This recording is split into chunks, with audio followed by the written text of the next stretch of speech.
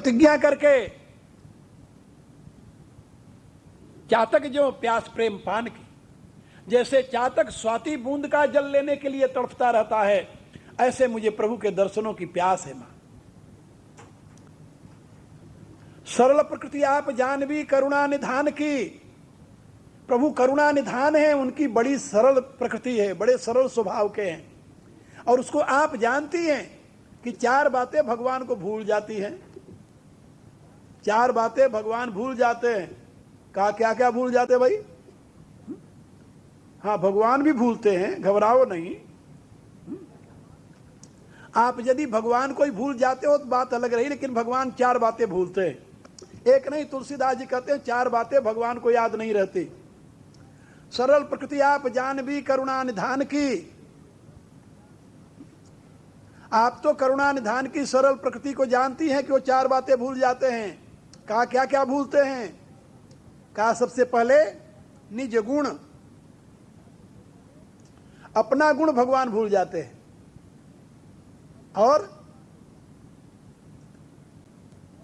अरिकृत अनहितो, शत्रु का किया हुआ अनहित भी भगवान भूल जाते हैं, और दास दोष, अपने भक्तों का दोष भी भगवान भूल जाते हैं, और चित रहत न दिए दान की, और जो दान देते हैं वो भी भगवान भूल जाते हैं। ये चारों बातें भगवान भूल जाते हैं, उनको याद नहीं रहती है चारों बातें। निज गुण, अरिकृत अनहितो, दास दोष, सुधि रहत न दिए दान की, बान विसारणशील है मानद अमान की। मेरे प्रभु बिसर जाने वाली बान है मेरे प्रभु की, तो कहीं उस भुलक्कड़पने में तुलसीदास न बिसारिए, कहीं मुझ तुलसीदास को भी न भूल जाएं, जाके कर्म वचन मन गति न आन की। ये प्रार्थना विनय पत्रिका में करते हैं।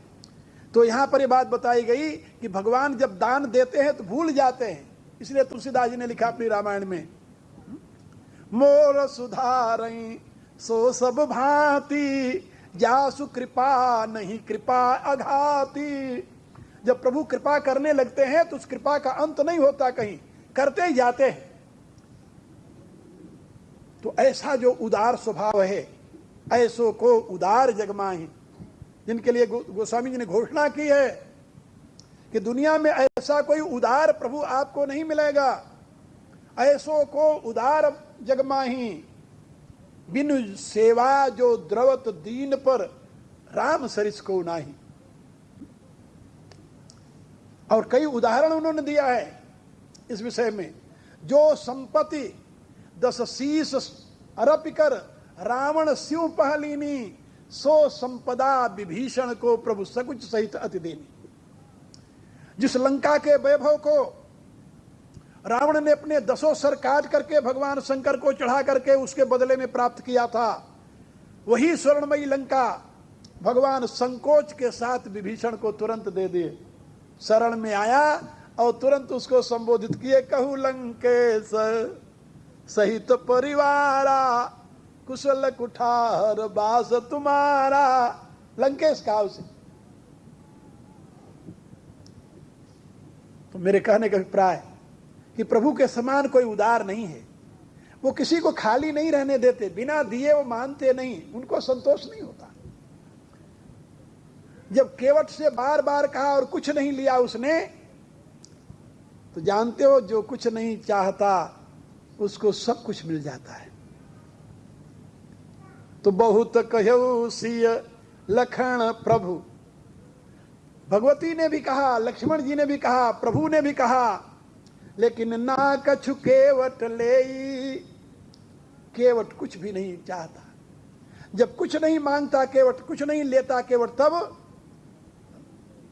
विदा कीन करुणायतन, तो करुणा निधान ने उसे विदा कर दिया। अरे कहा बिना कुछ दिए विदा कर दिया? बोले ना, भगति विमल बर देई, वह दे दिया जिसकी याचना के लिए अनंत काल तक ऋषि मुनि घोर तपस्या में लगे रहते हैं और फिर भी प्राप्त नहीं होता। विदा कीन करुणायतन भगति विमल बर दे, उसको निर्मल भक्ति का वरदान दिया। निर्मल भक्ति का वरदान सामान्य को नहीं मिलता। याद रखिए, भुसुंडी जी के सामने जब प्रभु प्रसन्न हुए तो उन्होंने भुसुंडी जी से कहा, काग भुसुंडी मांगु बर, अति प्रसन्न मोहि जानी, अनिमादिक सिद्धि अपर निधि मोक्ष सकल सुख खानी। कहा, है भुसुंडी, तुम मेरे से वरदान मांग लो, मैं तुम पर अत्यंत प्रसन्न हूं, मांग लो। अणिमा महिमा लघिमा गरिमा प्राप्ति प्राकाम्य असित्व वसित्व, ये जो अष्ट सिद्धियां हैं मांग लो, और जो 9 निधियां हैं वो भी मांग लो मेरे से, और इन सबसे परे जो मोक्ष है वो भी मांग लो मेरे से, मैं तुम्हें देने के लिए तैयार हूं। जब ये कहा तो भुसुंडी जी सोचने लगे, हैं प्रभु कह देन सकल सुख सही, लेकिन भगत अपनी देन न कही। सारी चीज देने के लिए तैयार हो गए प्रभु, और जो मुझे चाहिए वो तो दे ही नहीं रहे हैं। क्या नहीं दे रहे? कहा भक्ति। तो भगतिहीन सुख कौने काजा, अस विचारी बोले खगराजा। तो मैंने निश्चय किया कि भक्ति के बिना ये सारा लेकर मैं करूंगा क्या? कहा मोक्ष। कहा जी मिथल बिनु जल रही न सकाई, कोटि भांति को करई उपाई, तथा मोक्ष सुख सुनु खगराई, रही न सकई हरि भगति बिहाई। जैसे बिना थल के जल नहीं टिकता, जल की वृष्टि ऊंचे पहाड़ पर होती है, लेकिन वहां से वो लुढ़क करके कहां आता है? जहां थल होगा, जहां गड्ढा होगा वहीं बैठेगा। तो जैसे बिना थल के जल नहीं टिकता, करोड़ों उपाय कोई क्यों न कर ले, इसी रूप से बिना भक्ति के मोक्ष सुख भी नहीं टिकता। अस विचारी हरि भगत सयाने, मुकुति निरादरी भगति लोभाने। ऐसा विचार करके जो सयाने हैं, ज्ञानी लोग जो हैं, भगवान ने और जगह कहा है, अस विचारी पंडित मोहि भजही, पायऊ ज्ञान भगति नहीं तजही। ज्ञान प्राप्त करने पर भी भक्ति का त्याग नहीं करते, क्योंकि बिना भक्ति के सब कुछ व्यर्थ है। जैसे भुसुंडी जी कह रहे हैं कि भगतहीन सुख कौने उकाजा, अस विचारी बोले खगराजा। भक्ति के बिना सारे सुख व्यर्थ है। और इसी प्रकार से भगवान राम ने भी कहा है, कहा भगतहीन नर सोहई कैसा, बिन जल बारिद देखिए जैसा। जैसे बहुत आकाश में बहुत ऊंचे सफेद सफेद बादल दिखाई देता है, जो बरसने वाला नहीं है, केवल देखने में बादल है। कहा ऐसे ही भक्ति के बिना ज्ञानी का हृदय होता है। इसलिए सब भूषण भूषित बर नारी, बसनहीन नहीं सोह सुरारी। और कहा कि जितने ज्ञान धान आदि हैं ये सब आभूषण हैं, और भक्ति जो है वो वस्त्र है। जैसे एक स्त्री को नक्शे सिख तक आभूषण पहना दिया जाए और उसको वस्त्र न पहनाया जाए, उसकी कोई शोभा होगी? कोई नहीं होगी। तो जैसे सब भूषण भूषित बर नारी, बसनहीन नहीं सोह सुरारी। लेकिन बिना वस्त्र के उसकी शोभा नहीं होती, और उसे कुछ न पहनाया जाए, एक सुंदर वस्त्र पहना दिया जाए तो फिर क्या पूछना। इसी रूप से भक्ति जो है वस्त्र है, और ज्ञान वैराग्य योग जितने अन्य साधन हैं ये सब आभूषण के समान है। तो भगवान जिसके ऊपर द्रवित होते हैं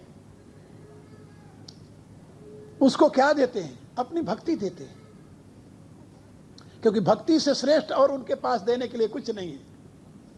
लेकिन ये भक्ति सबको नहीं मिलती, बहुत मुश्किल से। यही खोजत जोगी जत मुनि, प्रभु प्रसाद को पाव। जिस भक्ति को खोजते हुए योगी मुनि तत्पर रहते हैं, लेकिन प्रभु कृपा से ही किसी किसी को मिलती है। कहूँ कहूँ वृष्टि सारदी थोरी, कहूँ एक पाव भगत जिमि मोरी। भगवान की भक्ति तो किसी बिरले को ही मिलती भाई। ज्ञान भी हो, भक्ति भी हो, शक्ति भी हो, ये सब इकट्ठा हो जाए तो कोई भाग्यशाली हनुमान जी की तरह हो तभी होता है। लेकिन जहां ज्ञान का अहंकार होता है वहां भक्ति नहीं टिकती। और बहुत लोग भक्ति के दंभ में पड़े रहते हैं, वो ज्ञान को भी निरादर करते रहते हैं। तुलसीदास जी ने ऐसे भक्तों की भी बड़ी खबर ली है और ऐसे ज्ञानियों की भी खबर ली है। इसलिए उन्होंने कहा कि वेद प्रतिपादित जो भक्ति है वो कौन सी भक्ति है? कहा श्रुति सम्मत हरि भक्ति पथ संयुत विरति विवेक तेहि न चलई नर मोह बस कल्पई पंथ अनेक। वेद का सिद्धांत है परमात्मा की भक्ति, लेकिन कौन सी भक्ति? अज्ञान युक्त भक्ति बोले नहीं, संयुत विरति विवेक।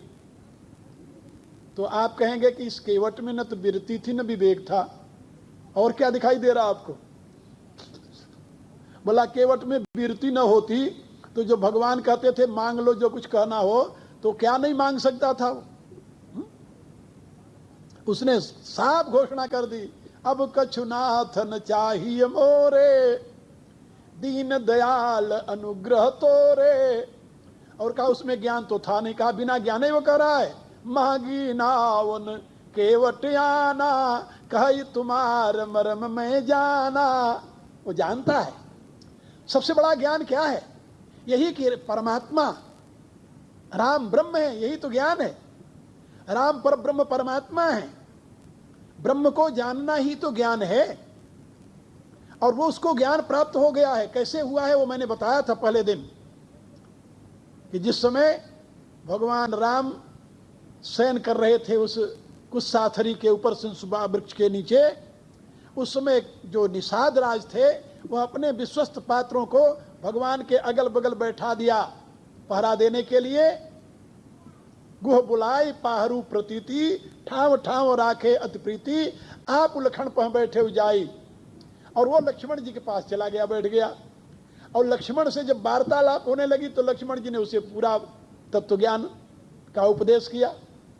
जो लक्ष्मण जी द्वारा तत्वज्ञान का उपदेश हुआ उसमें क्या बताया गया कि राम ब्रह्म परमार्थ रूपा अभिगत यकथ अनादि अनूपा सकल विकार रहित गत भेदा कही नित नेति निरूपई वेदा भगत भूमि भूसुर सुरभि सुरहित लागी कृपाल करत चरित धरि मनुज तन सुनत मिटई जगजाल।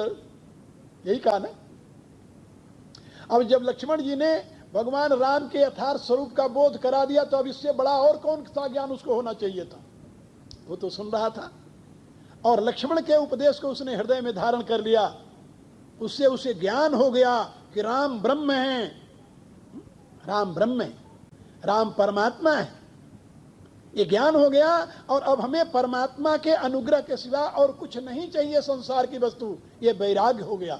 जहां ज्ञान और वैराग्य होगा वहां बिना मांगे, उसने मांगा नहीं कि महाराज मुझे भक्ति दे दो, मांगा क्या?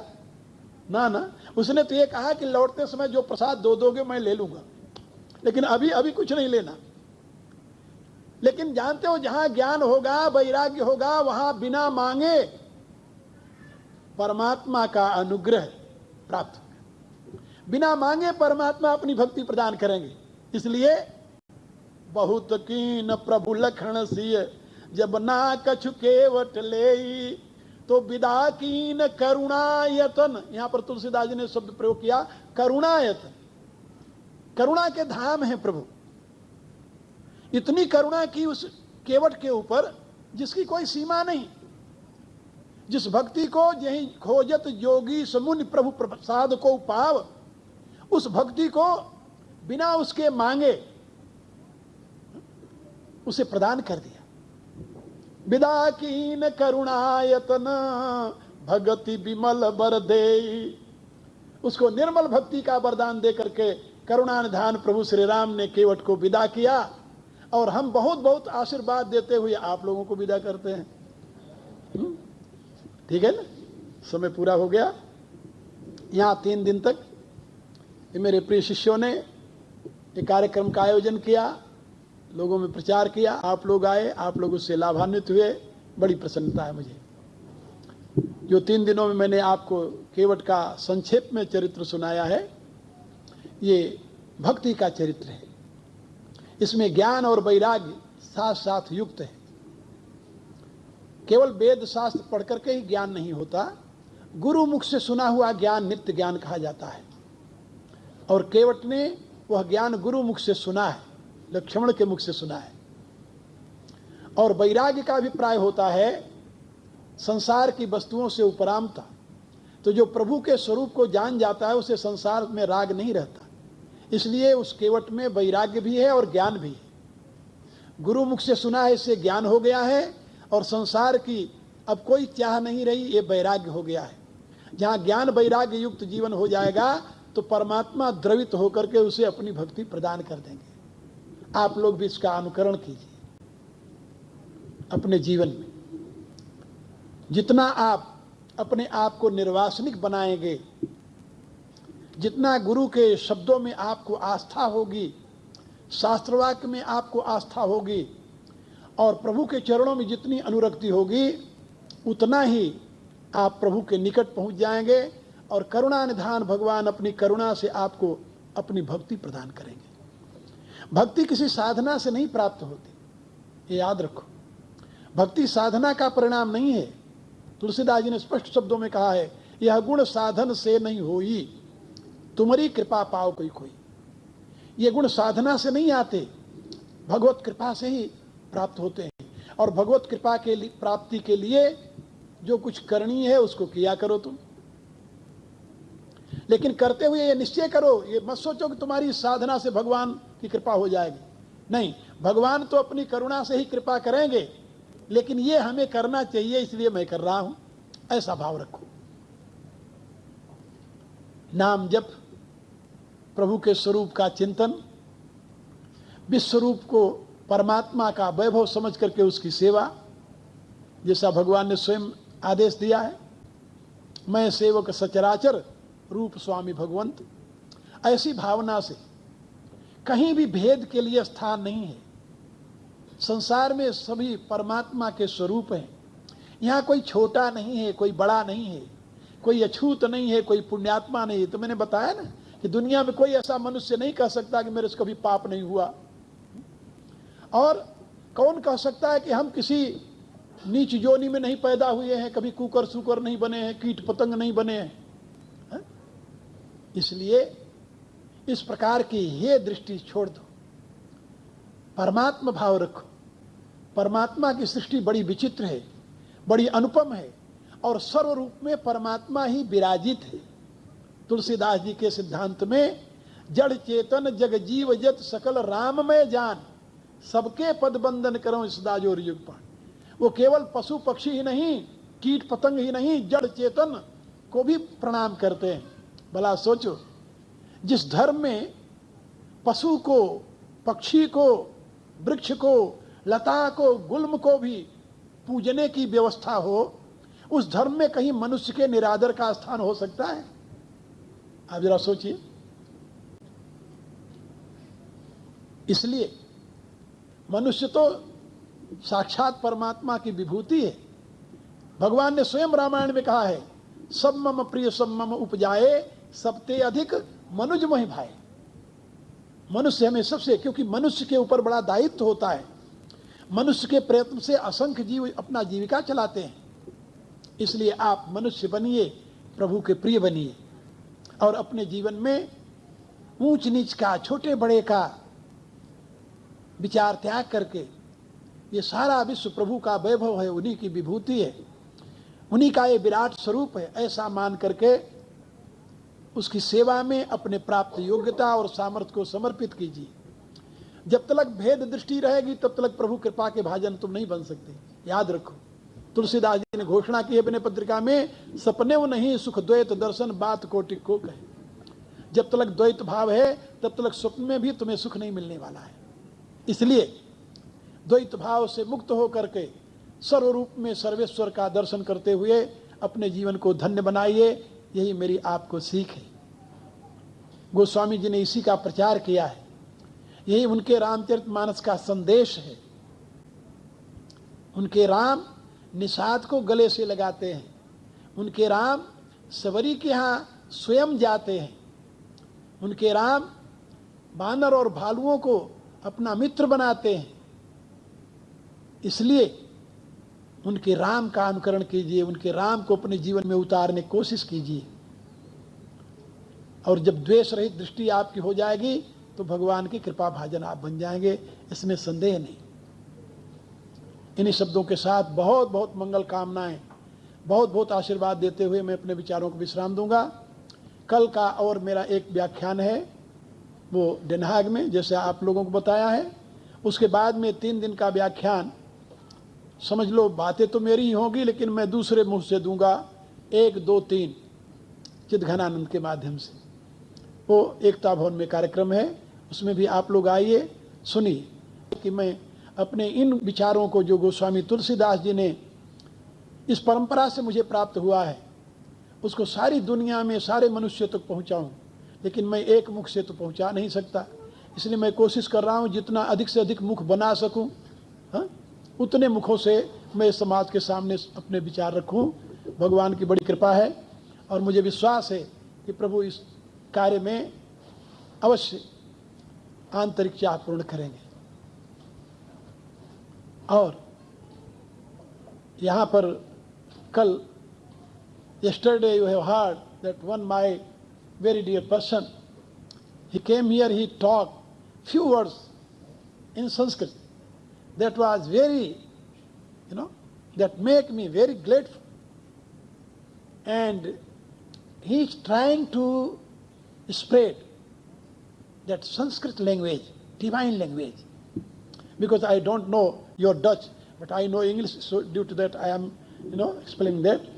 So he wants to spread that divine language among humankind.